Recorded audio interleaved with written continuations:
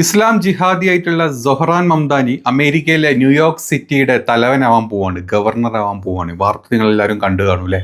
കഴിഞ്ഞ കുറച്ച് ദിവസങ്ങളായിട്ട്, കുറച്ച് കാലങ്ങളായിട്ട് വളരെയധികം സ്പോട്ട് ലൈറ്റിൽ വന്നു നിന്നിട്ടുള്ളൊരു വാർത്ത തന്നെയായിരുന്നു ഇത്. നമ്മുടെ നാട്ടിലെ സംഖ്യകൾക്ക് മൊത്തം കുരു പൊട്ടുന്ന, ഈവൻ അമേരിക്കയിലെ ഡൊണാൾഡ് ട്രംപിന് പോലും കുരു പൊട്ടിയിട്ടുണ്ടെങ്കിലും അതിനേക്കാൾ കൂടുതൽ കുരു പൊട്ടിയത് നമ്മുടെ നാട്ടിലെ മലയാളികളായിട്ടുള്ള സംഖ്യകൾക്കായിരുന്നു. സൊഹ്റാൻ മംദാനി ന്യൂയോർക്കിന്റെ ഗവർണറായി വന്നു കഴിഞ്ഞാൽ അത് ഞാൻ നിങ്ങൾക്ക് കാണിച്ചു തരാം. അതിനു മുമ്പ് ഇപ്പം ഇന്ന് രാവിലെ നടന്ന ഈ ഒരു ഇലക്ഷനിൽ ഏകദേശം 50% മേലെ വോട്ട് നേടി. ന്യൂയോർക്കിന്റെ ചരിത്രത്തിൽ തന്നെ 32 വർഷങ്ങൾക്ക് ശേഷം ഇത്രയധികം പോളിംഗ് ഉള്ള ഒരു ഇലക്ഷൻ ആദ്യമായിട്ടാണ് ഉണ്ടാകുന്നത്. അതിൽ തൻ്റെ എതിർ സ്ഥാനാർത്ഥികളെക്കാളും ഒരുപാടധികം വോട്ടുകൾ നേടിയത് സൊഹ്റാൻ മംദാനി ഇന്ന് ന്യൂയോർക്കിന്റെ മേയറാവാൻ പോവുകയാണ്.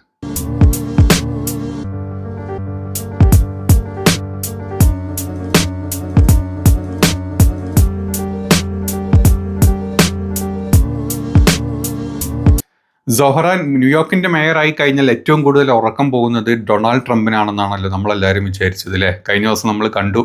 അതായത് സൊഹ്റാൻ മംദാനിനെ നിങ്ങൾ എലക്ട് ചെയ്ത് കഴിഞ്ഞാൽ നിങ്ങൾക്കുള്ള ഫെഡറൽ ഫണ്ട് പോലും ഞാൻ തരില്ല എന്ന് US പ്രസിഡന്റ് ന്യൂയോർക്കിനോട് പറഞ്ഞു കഴിഞ്ഞു, ന്യൂയോർക്കിലെ വോട്ടേഴ്സിനോട് പറഞ്ഞു കഴിഞ്ഞു. അതായത് നിങ്ങൾക്ക് കിട്ടേണ്ട ഫെഡറൽ സംവിധാനങ്ങളും അതുപോലെ മറ്റുള്ള ആനുകൂല്യങ്ങളും മറ്റു തരത്തിലുള്ള എല്ലാ ഫണ്ടുകളും ഞാൻ മരവിപ്പിക്കും. അതോടുകൂടി ന്യൂയോർക്ക് നഗരം സാമ്പത്തിക പ്രതിസന്ധിയിലോട്ട് വരും. കാരണം നിങ്ങൾ സൊഹ്റാൻ മംദാനിനെ പോലത്തെ ഒരു കമ്മ്യൂണിസ്റ്റുകാരനെ, അങ്ങനെ തന്നെ പറയാം അല്ലേ? അതെ, കമ്മ്യൂണിസ്റ്റ് ആശയങ്ങളുള്ള ഒരാളെ അല്ലെങ്കിൽ ഇത്തരത്തിലുള്ള ചിന്തകളുള്ള ഒരാളെ നിങ്ങൾ തിരഞ്ഞെടുത്തു കഴിഞ്ഞാൽ ഞാൻ നിങ്ങളെ തിരിഞ്ഞു നോക്കില്ല എന്നാണ് ട്രംപിന്റെ ഒരു ഭീഷണി. നിങ്ങളൊന്ന് ആലോചിച്ച് നോക്കി, ഇന്ത്യയിലൊരു സംസ്ഥാനത്തൊരു വോട്ടിംഗ് ഒരു ഇലക്ഷൻ നടക്കുകയാണ്, നിയമസഭാ ഇലക്ഷൻ നടക്കുന്ന സമയത്ത് നമ്മുടെ പ്രധാനമന്ത്രി പറയാണ്, നിങ്ങളെ BJP തിരഞ്ഞെടുക്കാണ്ട് നിങ്ങൾ മറ്റേ ആളെ തിരഞ്ഞെടുത്ത് കഴിഞ്ഞാൽ ഞാൻ നിങ്ങൾക്ക് കേന്ദ്ര ഫണ്ടൊന്നും തരൂല, കേന്ദ്ര ആനുകൂല്യങ്ങളൊന്നും തരൂല എന്ന് പറഞ്ഞാൽ എന്തായിരിക്കും അവസ്ഥ?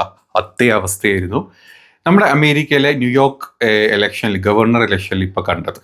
ഏതാണെങ്കിലും ആ പറഞ്ഞ എല്ലാ കാര്യങ്ങളെയും വകവെക്കാതെ അവിടുത്തെ ആളുകൾ, ഏറ്റവും കൂടുതൽ ജൂതന്മാരുള്ള ആളുകൾ, ഏറ്റവും കൂടുതൽ പണക്കാരുള്ള ആളുകൾ, ഏറ്റവും കൂടുതൽ സെലിബ്രിറ്റീസ് ഉള്ള ആളുകൾ, ഇതൊക്കെ ഉള്ള സ്ഥലമായിട്ടുള്ള ന്യൂയോർക്ക് സൊഹ്റാനെ അവിടുത്തെ ഗവർണറായിട്ട് സെലക്ട് ചെയ്തു. ചരിത്രത്തിൽ ആദ്യമായിട്ടൊരു മുസ്ലിം ഗവർണർ ന്യൂയോർക്ക് പോലത്തെ ഒരു സിറ്റിക്ക്.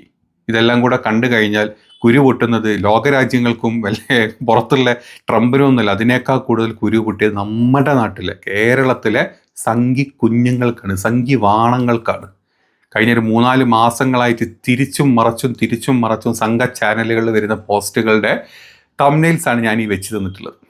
കണ്ടു കഴിഞ്ഞാൽ മനസ്സിലാവും ഏതൊക്കെ വാണങ്ങൾക്കാണ് കുരു പൊട്ടി ഒലിച്ചത് എന്നുള്ളത്.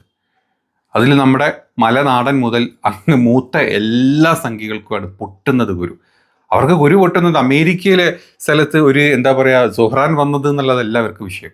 അമേരിക്ക പോലത്തെ ഒരു സ്ഥലത്ത് നമ്മുടെ തേച്ച ഫ്രണ്ടിന്റെ സ്ഥലത്ത് ഒരു മുസ്ലിം വരെ ചിന്തിക്കാൻ കൂടെ പറ്റുന്നില്ല നമ്മുടെ സംഖ്യകൾ ഇന്ത്യ മാത്രമല്ല ഭരിക്കുക. നിങ്ങളത് ചിന്തിക്കണം. സംഖ്യകളുടെ മനസ്സിൽ അവർ വിശ്വകുരുക്കളായിട്ടുള്ള അവർ ലോകം മൊത്തം ഭരിക്കുന്നത് എന്നുള്ള വെറും തീട്ട ചിന്ത വെച്ച് നടക്കുന്നവന്മാരാണ് ഈ വാണങ്ങൾ. അതുകൊണ്ടാണ് ഇങ്ങനത്തെ പലതരത്തിലുള്ള മെസ്സേജുകൾ, ഇങ്ങനത്തെ പലതരത്തിലുള്ള വീഡിയോസും ഈ വാനരന്മാർ ഇട്ടുകൊണ്ടിരിക്കുന്നത്. ഏതാണെങ്കിലും എല്ലാത്തിൻ്റെയും എനിക്ക് അടി കിട്ടിയ അവസ്ഥയാണ് ഇപ്പം സൊഹ്റാൻ ഇപ്പോൾ എലക്ട് ചെയ്ത്. അതായത് സൊഹ്റാനുള്ള സ്ഥലത്ത് അല്ലെങ്കിൽ ആ സ്ഥലത്ത് ന്യൂയോർക്കിലെ ജനങ്ങൾക്കറിയാം അവിടെ ആര് വേണം, എന്ത് വന്നു കഴിഞ്ഞാൽ അവർക്ക് മെച്ചമുള്ളത്, അല്ലാതെ ഇവിടുത്തെ വാണസംഖ്യകൾക്കല്ല എന്നുള്ളത് ഈ പൊട്ടക്കിണറ്റിലെ ചാണകത്തവളകൾക്ക് അറിയാണ്ട് പോയി. പോട്ടെ, നമ്മൾ ആ വിഷയം അങ്ങോട്ട് വിട്ടേക്ക്. അതിൽ അങ്ങനെ കുരു പൊട്ടരുത്. നമുക്ക് ഇനി ബാക്കി വീഡിയോസ് വരും. കുരു പൊട്ടീൻ്റെ ഇന്നിപ്പോൾ സൊഹ്റാൻ ജയിച്ചത് കൊണ്ട് അതിൻ്റെ കുരുപൊട്ടലിൻ്റെ ബാക്കി പത്രം നമുക്ക് ഇന്ന് കാണാം. അതവിടെ നിൽക്കട്ടെ. നിങ്ങളൊന്ന് ആലോചിച്ച് നോക്കണം. പിന്നെ കുരു പൊട്ടാനുള്ള മറ്റൊരു കാരണം കൂടെ ഉണ്ട്. അതായത് ഇവന്മാരുടെ താഡീജീനെ 2 വട്ടമാണ് സൊഹ്റാൻ ഊക്കി വിട്ടത്. ഒരു വട്ടം പറഞ്ഞത്, അതായത് നമ്മുടെ താഡീജി ഇന്ത്യയിലെ മുസ്ലിങ്ങളെ കൊന്നൊടുക്കിയിട്ടുള്ള ചരിത്രമുള്ള ഒരാളാണ്. അങ്ങനത്തെ ഒരാളുമായിട്ട് ഒരു തരത്തിലുള്ള ചർച്ചകൾക്കോ ഒരു തരത്തിലുള്ള മീറ്റിങ്ങുകൾക്കോ അതായത് ഒരു മാധ്യമപ്രവർത്തനം ചോദിക്കുകയാണ്, നിങ്ങൾ മോദി ഇവിടെ വരുന്ന സമയത്ത് നിങ്ങളൊരു മീറ്റ് ചെയ്യണം അല്ലെങ്കിൽ ആ രീതിയിലുള്ള ഒരു ചർച്ചയ്ക്ക് നിങ്ങൾ തയ്യാറാവുമോ എന്ന് ചോദിച്ച സമയത്ത് സൊഹ്റാൻ പറഞ്ഞ ഉത്തരമായിരുന്നു അത്. President Narendra Modi, and this will go to you first. Come on, Lander of India. Yes. I was supposed to get Netanyahu, and he was supposed to get Modi. Didn't you even get the memo? You all get all of them. So Modi is holding a rally in Madison Square Garden. He wants to hold a joint press conference with you afterwards, reaffirming the strong bond between India and New York. Do you agree to the event? No. All right, Mr. Stringer No. and Mr. Mamdani. No, and I just want to say something here, which is that my father, his family comes from Gujarat in India, and his family is Muslim, I'm Muslim. And Narendra Modi helped to orchestrate what was a mass slaughter of Muslims in Gujarat to the extent that we don't even believe there are Gujarati Muslims anymore. And when I tell someone that I am, it's a shock to them that is even the case. And this is someone who we should view in the same manner that we do Benjamin Netanyahu. This is a war criminal. And speaking... ഒരു തരത്തിലും മോദിയായിട്ടുള്ള ഒരു പരിപാടികളും ഇല്ല. കാരണം ഇന്ത്യയിലെ മുസ്ലിങ്ങൾ, അതായത് ഞാൻ അടങ്ങുന്ന സൊഹ്റാൻ അടങ്ങുന്ന മുസ്ലിങ്ങളെ ഗുജറാത്തിലെ കലാപത്തിൻ്റെ ഭാഗമായിട്ട് കൊന്നു തള്ളിയിട്ടുള്ള ഒരു നേതാവ് മാത്രമാണ് ഈ പറഞ്ഞ നരേന്ദ്രമോദി. അതുകൊണ്ട് ഞാൻ അയാളുമായിട്ട് ഒരു ബന്ധം വെക്കുന്നില്ല എന്ന് പറഞ്ഞു. അത് കഴിഞ്ഞ 2-3 ആഴ്ച മുമ്പായിരുന്നു അടുത്ത ഒരു കാര്യം പറഞ്ഞിരുന്നത്. So I've been critical of Mr. Modi. And I've been critical of Mr. Modi because of the vision that I grew up with was of an India that was pluralistic. An India where everyone belonged, no matter their religion. And my critique has been of Mr. Modi and the BJP political party for their vision of an India that only has room for certain kinds of Indians. And it's part of a belief that pluralism is something to be celebrated, something to be strived for. And I also know that I'm running to be the mayor of New York City. 8.5 million people, many of whom may feel differently than me about Mr. Modi. And that's their right. And I will look to represent them all the same.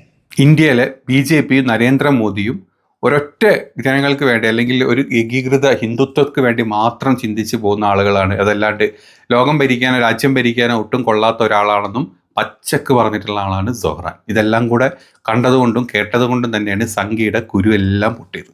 ഇനി അത് മാത്രമല്ല കേട്ടോ, അതായത് പലസ്തീനെ പല പ്രാവശ്യം Israel Palestine Gaza യുദ്ധത്തിൻ്റെ സമയത്ത് അല്ലെങ്കിൽ ജനോസൈഡ് വംശഹത്യയുടെ സമയത്ത് പലസ്തീനെ കണ്ണടച്ച് സപ്പോർട്ട് ചെയ്തിട്ടുള്ള ഒരാളും കൂടാണ് സൊഹ്റാൻ മംദാനി. അതായത് നെതന്യാഹു ഇൻ കേസ് ഇപ്പം ഈ ന്യൂയോർക്ക് സിറ്റിയിൽ വരികയാണെങ്കിൽ ഞാൻ അറസ്റ്റ് ചെയ്യും എന്ന് പറഞ്ഞിട്ടുള്ള ആളാണ്. ഇൻ്റർനാഷണൽ ക്രിമിനൽ കോടതിയുടെ അണ്ടറിൽ വരുന്നില്ല എങ്കിലും, അതായത് ഈ അമേരിക്കൻ്റെ കാര്യങ്ങൾ വരുന്നില്ല, ലോ പാലിക്കേണ്ടെങ്കിൽ പോലും ആ തരത്തിൽ നെതന്യാഹുവിനെ വെല്ലുവിളിച്ചതാണ് ട്രംപിനെ മുൻനിർത്തി. ട്രംപിനോട് അല്ലെങ്കിൽ ട്രംപിനെയും കൂടെ വെല്ലുവിളിക്കുന്ന രീതിയിൽ ആ ഒരു വെല്ലുവിളി നടത്തിയിട്ടുള്ളതാണ് സൊഹ്റാൻ. ഈ പറഞ്ഞ അമേരിക്കയിൽ ഏറ്റവും കൂടുതൽ ജൂതർ താമസിക്കുന്ന സ്ഥലമാണ്. ഇതിന് മുമ്പുള്ള ആൻഡ്രൂ ക്യുമിൻ നിങ്ങൾക്കറിയാം 2022-23 വരെ ഈ പറഞ്ഞ ന്യൂയോർക്ക് ഭരിച്ച മേയറാണ്. ഒരു തീവ്ര വലതുപക്ഷ സയണിസ്റ്റ് ആയിട്ടുള്ള അയാളെപ്പോലും അടിച്ച് വീഴ്ത്തിയിരിക്കുകയാണ് ഇപ്പം സൊഹ്റാൻ. അപ്പോൾ ഇത്രത്തോളം ആളുകൾ, ഇത്രത്തോളം ജൂതന്മാരുള്ള ഈ ഒരു ന്യൂയോർക്ക് സിറ്റിയിലെ അല്ലെങ്കിൽ അവിടുത്തെ ന്യൂയോർക്കിലെ എല്ലാ പണക്കാർക്കെതിരെ സംസാരിച്ചിട്ടുള്ള, അതായത് അവിടുത്തെ ന്യൂയോർക്കിലെ പലതരത്തിൽ ജീവിത എക്സ്പെൻസുകൾ, ലൈഫ് എക്സ്പെൻസുകൾ വർദ്ധിച്ചുകൊണ്ടിരിക്കുകയാണ്. അതുകൊണ്ട് ഫ്രീ ആയിട്ട് ബസ്സിലെ ട്രാവൽ, അതുപോലെ തന്നെ അവിടുത്തെ റെൻറ്റിലുള്ള ഗണ്യമായിട്ടുള്ള കുറവുകൾ വരുത്തും. പിന്നെ പാവപ്പെട്ടവർക്ക് പണക്കാരുടെ ടാക്സിൽ നിന്ന് എടുത്തിട്ട് അവിടെ ബുദ്ധിമുട്ടുള്ള ആൾക്കാർക്ക് പൈസ കൊടുക്കും. ആ കാശ് വെച്ചിട്ട് ന്യൂയോർക്ക് സിറ്റി ഇനിയും ഡെവലപ്പ് ചെയ്യും എന്ന് പറഞ്ഞിട്ട് അത്രയും കൂടുതൽ പണക്കാർ, ഇത്രയും കൂടുതൽ ജൂതന്മാരുള്ള സ്ഥലത്ത് നിന്ന് ഇത്രയും കൂടുതൽ വോട്ടോടുകൂടി സൊഹ്റാൻ ജയിക്കണമെങ്കിൽ, പലസ്തീനെ ഇത്രയും സപ്പോർട്ട് ചെയ്ത് സൊഹ്റാൻ ജയിക്കണമെങ്കിൽ, നെതന്യാഹുവിനെ ജയിലിൽ അടയ്ക്കും എന്ന് പറഞ്ഞ സൊഹ്റാൻ ജയിക്കണമെങ്കിൽ അവിടുത്തെ ഈ സ്ഥലത്തെ ആളുകൾ, ജനങ്ങൾ, നിങ്ങൾ ആലോചിക്കുക, 85 ലക്ഷം ആളുകളാണ് ന്യൂയോർക്കിലുള്ളത്. അവിടുത്തെ 10-15% വരുന്ന ജൂതന്മാർ പോലും വോട്ട് ചെയ്തത് ഇയാൾക്കായിരിക്കും. അപ്പോൾ എത്ര സ്ട്രോങ് ഹോൾഡാണ് അവിടെ എന്നുള്ളത് നിങ്ങൾ ചിന്തിച്ച് നോക്കിയാൽ മതി. നമ്മുടെ നാട്ടിലെ പ്രത്യേകിച്ച് ആ ഒരു രാജ്യത്ത് അല്ലെങ്കിൽ ആ നാടിൻ്റെ അമേരിക്കയുടെ സ്റ്റേറ്റ് പ്രസിഡന്റ് പോലും ഞാൻ നിനക്ക് എതിരാണ്, നിങ്ങൾക്ക് ഞാൻ തരില്ല എന്ന് പറഞ്ഞിട്ട് അവിടുത്തെ മൊത്തം പണക്കാർക്ക് എതിരെ ഇയാൾ നിന്നിട്ട് പോലും ആ സ്ഥലത്ത് നിന്ന് ജയിച്ചു വരണമെങ്കിൽ ആളുടെ ഒരു വിഷനറി എത്രത്തോളം ആയിരിക്കും, അല്ലെങ്കിൽ ആളുകളുടെ ഇടയിലുള്ള സ്വാധീനം എത്രത്തോളം ആയിരിക്കും ചിന്തിക്കാൻ കൂടെ പറ്റില്ല. ഇത്രയും കാര്യങ്ങളുള്ള ആളാണ്. ഇന്ത്യൻ വംശജനാണ്.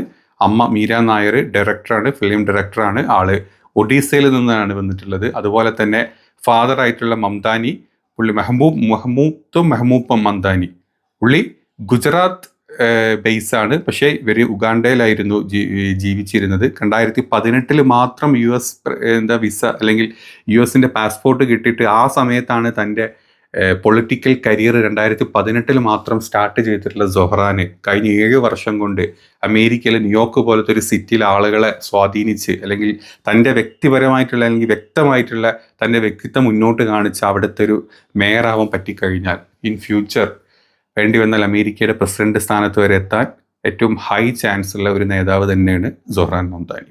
അപ്പം കുരുപൊട്ടുന്ന സംഖ്യകൾക്കും കുരുപൊട്ടുന്ന ട്രംപിനും എല്ലാവരുടെയും വാ അടപ്പിച്ചുകൊണ്ട് തന്നെയായിരുന്നു ഈ ഒരു വിജയം നമുക്ക്